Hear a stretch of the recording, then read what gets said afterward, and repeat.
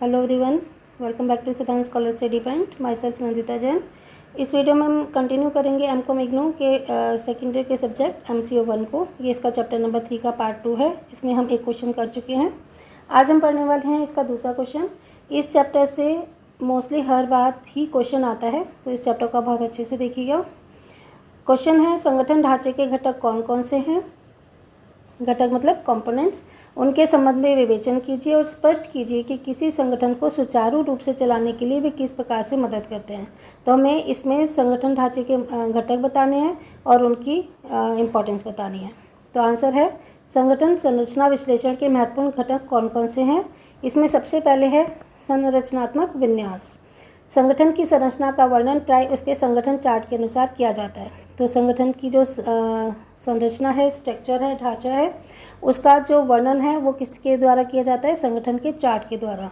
तो संगठन चार्ट में संगठन के समस्त पदों की कितने पद हैं, कितनी पोस्ट हैं, उनके प्राधिकार पैटर्न कि उन पोस्ट के लोगों को, जो एम्प्लॉयज़ हैं, उनको कौन कौन से अधिकार दिए जाएंगे, रिपोर्टिंग संबंधों कि कौन किसको रिपोर्ट करेगा, जूनियर लेवल सीनियर लेवल को रिपोर्ट करता है और सीनियर लेवल जूनियर लेवल को ऑर्डर्स देता है कि आपको किस तरह से काम करना है। तो जो उनके रिलेशंस हैं उनके बारे में, और औपचारिक संचार की पंक्तियां प्रदर्शित करता है। तो जो भी ये औपचारिक मतलब जो फॉर्मल कम्युनिकेशन होता है ना, उसकी पंक्तियां प्रदर्शित करता है। तो सबसे महत्वपूर्ण घटक है संगठन संरचना का संरचनात्मक विन्यास, जिसमें संगठन चार्ट में सारी चीज़ों को बताया जाता है कि कौन से पद होंगे, क्या उनके अधिकार के पैटर्न होंगे, कैसे रिपोर्टिंग उनके रिलेशंस होंगे और औपचारिक संचार किस तरह से होगा। सेकेंड जो इसका कंपोनेंट है वो है संरचना केंद्रीकरण और विकेंद्रीकरण। ठीक है, तो संगठन संरचना के कई महत्वपूर्ण पक्ष संगठन चार्ट पर नहीं होते, सारी चीज़ें तो लिख के नहीं बताई जा सकती।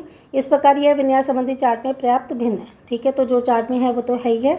और जो हम सेकेंड टॉपिक जो पढ़ रहे हैं, संरचना केंद्रीकरण और विकेंद्रीकरण, ये जो विन्यास संबंधी चार्ट अभी ऊपर पढ़ा था उससे सर्वथा भिन्न है। संरचनात्मक नीतियाँ, जो भी हमारी स्ट्रक्चरल पॉलिसीज़ होती हैं, जैसे कि निर्णय का केंद्रीकरण कि क्या निर्णय लिए जाएंगे और वो किसके हाथों में रहेंगे। केंद्रीकरण होता है एक ही जगह सारे अधिकार होना, और विकेंद्रीकरण होता है उन अधिकारों को अलग अलग थोड़ी जगह डिवाइड कर देना। तो जैसे कि निर्णय का केंद्रीकरण और नियम तथा विनिमय संक्रिया पर अपना प्रभाव डालती हैं। तो जो संरचनात्मक नीतियाँ होती हैं वो विनिमय संक्रिया पर, नियम पर अपना प्रभाव डालती हैं। वे ये निर्धारित करती हैं या सीमित करती हैं कि कर्मचारी अपने संगठनात्मक कार्यकलापों में किस प्रकार का व्यवहार करते हैं, कि जो भी एम्प्लॉयज़ होते हैं तो उनके जो एक्टिविटीज़ होती हैं, ऑर्गेनाइजेशनल एक्टिविटीज़, उसमें उनका बिहेवियर किस तरह का होता है, किस तरह से वो काम करते हैं। तीसरा है औपचारिकीकरण।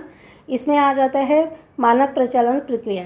औपचारिकीकरण होता है फॉर्मलाइजेशन। ठीक है, तो औपचारिकीकरण के आधार पर नियम और प्रक्रियाएं कर्मचारियों के कार्य और गतिविधियों को आकार देते हैं कि जो कर्मचारी हैं उनको किन नियमों को फॉलो करना है, कौन सी प्रक्रिया अपनानी है, उनकी क्या गतिविधियाँ होंगी, इन सब का आकार दिया जाता है औपचारिकीकरण में। क्योंकि अगर हम संगठन खोलते हैं तो हर चीज़ फॉर्मल तरीके से चलती है, इनफॉर्मल तरीके से नहीं चलती। औपचारिकीकरण का प्रयोजन यानी कि उसका लक्ष्य क्या होता है? यह पूर्वानुमान और नियंत्रण करना होता है कि कार्य पर कर्मचारी किस प्रकार का बिहेव करते हैं, किस तरह से वो कार्य को करते हैं। ठीक है, और क्या नियम और प्रक्रियाओं को वो फॉलो करते हैं। तो जो नियम और प्रक्रिया हैं वो स्पष्ट भी हो सकती हैं, बिल्कुल लिखित तरीके से भी हो सकती हैं। ठीक है, और अस्पष्ट भी हो सकती हैं, यानी कि उसमें अंडरस्टूड होता है कि आपको ये तो फॉलो करना ही है। तो स्पष्ट और अस्पष्ट दोनों तरीके से हो सकती हैं। कार्य विवरणों, विशेष नीतियों, निर्णयों और कार्यालय ज्ञापनों के क्रियान्वयन के संबंध में समय समय पर जारी किए गए सिविल सेवा संहिता, कार्यालय मैनुअल और सरकारी आदेशों में नियम और प्रक्रिया निर्धारित किए जाते हैं। ठीक है, तो जो भी कार्य विवरण है, जो भी विशेष नीति निर्णय हैं, और जो कार्यालय के ज्ञापन वगैरह होते हैं, जो रिपोर्ट्स वगैरह होती हैं, जो मतलब मेन जो फॉलो करना होता है कार्यालय की चीज़ों को, उसके संबंध में समय समय पर जो भी सिविल सेवा संहिता जारी की जाती है ना, सिविल कोड्स जारी की जाते हैं, या जो ऑफिस के मैनुअल्स होते हैं, या जो गवर्नमेंट के ऑर्डर्स होते हैं उनमें क्या नियम है, क्या प्रक्रियाएं हैं, ये सब निर्धारित किया जाता है। जैसे धन संग्रह या व्यय करते समय पालन करने हेतु वित्त संहिताएं तरीके और प्रक्रियाएं निर्धारित करती हैं। जैसे कि धन का संग्रह है, ठीक है, मनी को कलेक्ट करना है या खर्च करना है, उसमें कौन कौन से किस तरीके से वित्त को यूज़ किया जाएगा या संग्रह किया जाएगा, कैसे तरीके होंगे, क्या प्रक्रियाएं होंगी, ये सब इसमें बताया जाता है। ये तो स्पष्ट वाला हो गया। अगर हम बात करते हैं अस्पष्ट नियम, ठीक है, तो स्पष्ट नियम जिनका विकास किसी तरीके कार्य करते रहने के दौरान कालांतर में कर्मचारी के अभ्यस्त होने के साथ साथ ही होता है। तो कुछ ऐसी बातें होती हैं कि धीरे धीरे जब कर्मचारी काम करने लगता है तो धीरे धीरे उसे पता चल जाता है कि वो किन तौर तरीकों को उसे अपनाना है। जो कार्यालय के नियम हैं, कायदे कानून हैं, तो कुछ तो बिल्कुल लिखित तरीके से दिए जाते हैं और कुछ होते हैं कि धीरे धीरे उसे अभ्यास के साथ पता चलता रहता है जब वो वहाँ पे कुछ टाइम काम कर लेता है। तो ये अलिखित होने पर भी लिखित नियमों के अनुसार ही कार्य किए जाने के लिए सुस्थापित तरीके कर्मचारी के व्यवहार पर प्रभाव के साथ मानक परिचालन प्रक्रिया बन जाते हैं, ठीक है। तो बेशक ये लिखित में नहीं है, लेकिन उनको जब वो और लोगों को देखता है जिस तरह से वो कायदे कानूनों को फॉलो करते हैं, नियमों को फॉलो करते हैं, तो कर्मचारी भी धीरे धीरे अभ्यस्त होने के बाद उसे सीख जाते हैं। सार्वजनिक संगठनों में सार्वजनिक उत्तरदायित्व की आवश्यकताएं पूरी करने के लिए आवश्यकता नियमों और प्रक्रियाओं का औपचारिकीकरण और अनुपालन करना अनिवार्य होता है, ठीक है। तो जैसे मान लो कोई भी संगठन है, आप किसी ऑफिस में जाते हैं तो कुछ बातें तो वहाँ पे स्पष्ट रूप से लिखी होती हैं कि भाई आपको ये नियम फॉलो करने हैं कि भाई आप जैसे कि आप कैमरा आप कैमरे की निगरानी में हैं, समथिंग कुछ ऐसा होता है, या फिर आपको यहाँ पे स्पिट नहीं करना है, थूकना मना है, ये है वो है, ठीक है, और क्यू में रहिए, इस तरह के कुछ नियम तो स्पष्ट होते हैं। और कुछ होते हैं कि वहाँ पे जो लोग और व्यवहार कर रहे होते हैं दूसरे लोगों को भी उनको देखकर वैसा ही बिहेव करना होता है। तो ये सब चीज़ें अस्पष्ट तरीके से होती हैं। तो ये औपचारिकीकरण का ही एक पार्ट होता है, ठीक है, कि फॉर्मल तरीके से ही रहना होता है संगठन में। फिर है उत्तरदायित्व और प्राधिकार। अब ये हमने पिछली वीडियोज़ में भी पढ़ा है कि उत्तरदायित्व होता है रिस्पॉन्सिबिलिटीज़ और प्राधिकार होते हैं कुछ राइट्स, अधिकार, ओके। तो अगर जो सीनियर लेवल हैं वो उनकी रिस्पॉन्सिबिलिटीज़ ज़्यादा होती हैं तो उनको अधिकार भी ज़्यादा दिए जाते हैं, और फिर सीनियर लेवल अपने से नीचे लेवल का और फिर नीचे मिडिल लेवल अपने से और नीचे लेवल का कुछ कार्य को सौंपता है, उनकी रिस्पॉन्सिबिलिटी सौंपता है। तो जैसे जैसे जो पोस्ट है वो कम होती जाती है तो उत्तरदायित्व कम होता रहता है और अधिकार भी हिसाब से कम दिए जाते हैं। ये हमने पिछली वीडियोज़ में पढ़ लिया था। इसको अब यहाँ पे पढ़ते हैं कि उत्तरदायित्व और प्राधिकार संगठन संरचना के विन्यास संबंधी और सक्रिय संबंधी दोनों पक्षों से संबंधित है। पहली बात होता है उत्तरदायित्व, इस प्रत्यक्षा में ऐसा कुछ करना अनिवार्य है जिसमें कुछ कार्य या उत्पाद परिणाम होगा, ठीक है। तो उत्तरदायित्व जैसे रिस्पॉन्सिबिलिटी सौंपी जाती है कि आपको ये कुछ ऐसा कार्य करना होगा जिससे कि जो भी हमें प्रोडक्शन चाहिए ये इसका रिजल्ट होगा कि आपको रिस्पॉन्सिबिलिटीज़ दी गई और उसका जो परिणाम है वो उत्पाद या कुछ कार्य आपके द्वारा किया जा रहा है। लेकिन उन रिस्पॉन्सिबिलिटीज़ को पूरा करने के लिए कुछ अधिकार भी दिए जाते हैं। प्राधिकार संगठन के कानूनी ढांचे में उत्पन्न होता है, ठीक है। तो जो भी संगठन का कानूनी ढांचा होगा ना बाय लॉ, उससे उत्पन्न होता है ये प्राधिकार। उत्तरदायित्व से जुड़ा होता है, जितना ज़्यादा उत्तरदायित्व उतने ज़्यादा उनको अधिकार दिए जाते हैं।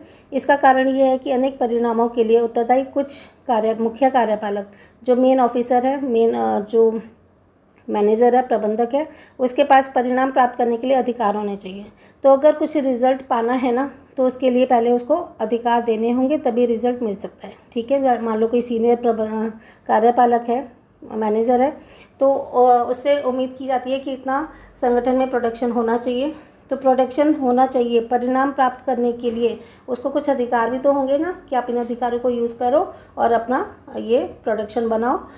तो ये प्रोडक्शन हो गया परिणाम, और उस परिणाम को प्राप्त करने के लिए प्राधिकार उसको सौंपे जाते हैं। उत्तरदायित्व और प्राधिकार के मध्य संबंध की समानता होनी चाहिए, जैसे जिस तरह से उत्तरदायित्व होगा उसी हिसाब से उनको अधिकार सौंपे जाएँ। प्राधिकार शीर्ष पर उत्पन्न होता है और नीचे की ओर प्रायोजित किया जाता है। तो जैसे हमने बात की थी पिछली वीडियोज़ में कि जैसे सपोज़ ये टॉप लेवल है, ठीक है, ये मिडिल लेवल है और ये लो लेवल है। तो टॉप लेवल में सारे डायरेक्टर्स वगैरह आते हैं ऑर्गेनाइजेशन के, मिडिल लेवल में एम्प्लॉयज़ आते हैं, सीनियर एम्प्लॉयज़, और लो लेवल में जूनियर एम्प्लॉयज़ आते हैं या फिर फोरमैन्स वगैरह आते हैं। तो ये शीर्ष से, ये टॉप है, ठीक है, और ये बॉटम है। तो शीर्ष से बॉटम की तरफ जाता है, ओके। तो प्राधिकार शीर्ष पर उत्पन्न होता है, मेन अधिकार यहाँ पर होते हैं और नीचे की ओर ये प्रायोजित किए जाते हैं। जितना जितना किसी को काम सौंपा जाएगा उस हिसाब से उसको अधिकार भी सौंपे जाएंगे, क्योंकि शीर्ष पर मुख्य कार्यपालक और प्रबंधक दोनों उपयुक्त सोचते हैं कि सोचने का काम डायरेक्टर्स करेंगे, मेन जो मैनेजर्स हैं वो करेंगे, और वो काम करवाने के लिए काम को सौंपेंगे नीचे वाले लेवल पर, और उनको थोड़े थोड़े अधिकार भी सौंपेंगे। तो रिस्पॉन्सिबिलिटीज़ के साथ साथ अधिकार भी सौंपे जाते हैं। फिफ्थ है इसका संरचना के क्लासिकी विचार। ठीक है, तो जो ढांचा है, जो हमने स्ट्रक्चर की बात करें, उसके कुछ 3 लोगों के विचार हैं जिसको क्लासिकी विचार कहा जाते हैं। और ये विचार किसके हैं? एक तो मैक्स वेबर का, ये हमने सेकेंड चैप्टर में भी पढ़ लिया था। फिर है हेनरी फ्योल का और रेंसिस लिकेट का। संगठन संरचना के प्रारंभिक विचारों में संगठन विन्यास के तत्वों और उप संस्कृतियों के प्रचालन का संयोजन किया जाता है। ठीक है, तो हिंदी की लैंग्वेज थोड़ी सी टफ होती है, तो इसके वर्ड्स भी मैं आपको बता रही हूँ, इसे आप अपने वर्ड्स में कन्वर्ट कर सकते हैं कि अगर हमें संगठन की संरचना करनी है, ढांचा बनाना है, तो जो भी प्रारंभिक विचार हैं कि किस लिए हम संगठन बना रहे हैं, तो उनके तत्वों को एक तरह से संयोजित किया जाता है कि हमारा लक्ष्य क्या है, हमारा गोल क्या है, हम उसको क्या हमारे गोल हैं और हम उनको किस तरह से प्राप्त करेंगे। ठीक है, तो इसमें कहा जाता है कि संगठन को किस प्रकार संरचित किया जाए कि जिससे कि हमारे गोल हमें प्राप्त हो जाए। ये विचार प्राय क्लासिकी संगठन सिद्धांत कहलाते हैं। तो ये विचार में सबसे पहले थे मैक्स वेबर के विचार। उन्होंने आदर्श नौकरशाही के बारे में बात की थी। ठीक है, तो इसको हमने पिछले चैप्टर में बहुत अच्छे से पढ़ा था कि आदर्श नौकरशाही क्या होती है।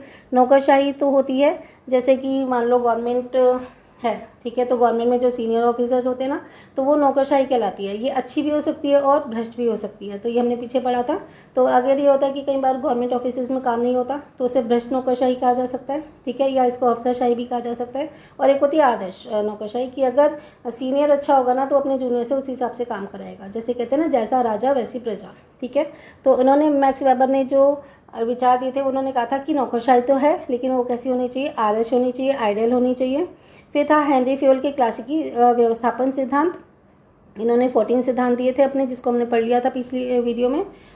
और एक थे रेंसिस लिकोट के मानव संगठन विचार। तो उपरोक्त तीनों क्लासिकी विचार विशिष्ट हैं, अपने आप में ही बहुत स्पेशल हैं। प्रारंभिक लेखकों ने संगठन प्राधिकार के व्यापक दृष्टिकोण निर्धारित करने के लिए ऐसे प्रयास किए जो सभी परिस्थिति के लिए सर्वश्रेष्ठ सिद्ध हो। ठीक है, तो परिस्थिति चाहे कोई भी हो, चाहे नॉर्मल हो या कोई एबनॉर्मलिटी होती है किसी देश में, किसी संगठन में, तो उस स्थिति में भी इस तरह के जो विचार है वो सर्वश्रेष्ठ साबित हों। तो परिस्थिति चाहे कोई भी हो, लेकिन ये विचार बिल्कुल सर्वश्रेष्ठ सिद्ध होते हैं। तो ये 3 विचार हैं क्लासिकी, ये तीनों ही इम्पॉर्टेंट हैं। फिर हमारा नेक्स्ट है संगठन डिजाइन के लिए प्रासंगिकता दृष्टिकोण, कि संगठन का जो डिज़ाइन करना है उसके लिए कैसा दृष्टिकोण होना चाहिए। संगठन के डिजाइन कठोर नौकरशाही से लचीली मैट्रिक्स प्रणाली तक काफ़ी विभिन्नता लिए होता है। तो एक तो होता है कठोर नौकरशाही की, जो एक बार फिक्स कर दिया वो वही होगा, कुछ भी टस से मस नहीं होगा। ठीक है, तो कठोर नियम होते हैं। और एक होता है कि लचीली मैट्रिक्स। ये मैट्रिक्स क्या होती है, अब हम अगले इस क्वेश्चन में पढ़ेंगे इसको, मैट्रिक्स वगैरह क्या होती हैं। तो ये इन दोनों में काफ़ी चेंजेस होते हैं। डेफिनेटली कठोर नौकरशाही में सारे नियम सख्त होंगे और लचीली मैट्रिक्स में थोड़े से नियम लचीले होंगे, इलास्टिसिटी ली हुए होंगे। तो संगठन डिजाइन के अधिकांश सिद्धांत या तो सार्वदेशिक या फिर प्रासंगिक दृष्टिकोण ग्रहण करते हैं। सार्वदेशिक होता है जो सब जगह सब एनवायरनमेंट में सही हो, और प्रासंगिक होता है कि जैसी स्थिति हो उस हिसाब से काम किए जाए। तो ये जो संगठन डिजाइन के जो भी सिद्धांत हैं वो या तो सार्वदेशिक होंगे या फिर प्रासंगिक दृष्टिकोण को लिए हुए होंगे। सार्वदेशिक दृष्टिकोण विवरण या प्रस्ताव किसी भी परिस्थिति में काम करने के लिए डिजाइन किए जाते हैं। तो सार्वदेशिक मतलब किसी भी परिस्थिति में उसे काम वो सही तरीके से काम कर पाए उसके लिए डिजाइन किए जाते हैं। क्लासिकी दृष्टिकोण के सभी सार्वदेशिक दृष्टिकोण हैं। तो हमने कहा था ना कि जो क्लासिकी अभी हमने पढ़ा था कि भाई ये हर स्थिति में काम करते हैं, सर्वश्रेष्ठ साबित होते हैं। तो जो क्लासिकी वाले हैं वो सार्वदेशिक दृष्टिकोण होते हैं। जबकि प्रासंगिकता दृष्टिकोण का सुझाव यह है कि संगठनात्मक दक्षता अनेक तरीकों से प्राप्त की जा सकती है। कि प्रासंगिक यानी कि जिस प्रसंग की हम बात कर रहे हैं, जिस स्थिति की बात कर रहे हैं, उसमें अनेक तरीकों से हम संगठनात्मक दक्षता को प्राप्त कर सकते हैं। जो हमारा ऑर्गेनाइजेशनल एफिशिएंसी है ना, उसे हम प्राप्त कर सकते हैं। प्रासंगिक डिज़ाइन में विशिष्ट दशाएं जैसे कि पर्यावरण एनवायरनमेंट, प्रौद्योगिकी मीन्स टेक्नोलॉजी, और संगठन का कार्यबल, कार्यबल मतलब लेबर फोर्स, ठीक है, इसकी संरचना निर्धारित करती है। तो प्रासंगिकता डिज़ाइन में क्या होती हैं कि कौन सी दशाएं होंगी उस हिसाब से ही इसका डिज़ाइन होगा। कि एनवायरनमेंट कैसा है, टेक्नोलॉजी कैसी है और लेबर फोर्स कैसी है, तो इस हिसाब से इसको डिज़ाइन करा जाएगा। तो हमारा जो क्वेश्चन था वो हमने पढ़ लिया है। क्वेश्चन था हमारा कि संगठन ढांचे के घटक कौन कौन से हैं और ये संगठन को सुचारू रूप से चलाने के लिए किस तरह मदद करते हैं। तो संगठन ढांचे के घटक हमने ये 6 पढ़े हैं और ये बहुत हेल्पफुल होते हैं। अगर ये अच्छे होंगे तभी संगठन का ढांचा बहुत अच्छे तरीके से चल पाएगा, संगठन सुचारू रूप से कार्य कर पाएगा। ठीक है, तो नेक्स्ट क्वेश्चन अगर हमारा है थर्ड, लेकिन वो हम पढ़ेंगे अगली वीडियो में। मैं क्वेश्चन बता देती हूँ आपको। विभिन्न प्रकार के संगठन ढांचों की व्याख्या कीजिए। तो इसमें हम 3 तरह के संगठन ढांचे पढ़ेंगे, कार्यात्मक ढांचा, खंडीय ढांचा और अनुकूली ढांचा। ठीक है, तो इनकी हमें व्याख्या करनी है और ये भी बताना है कि संगठन को सुचारू रूप से चलाने में ये किस तरह से मदद करते हैं।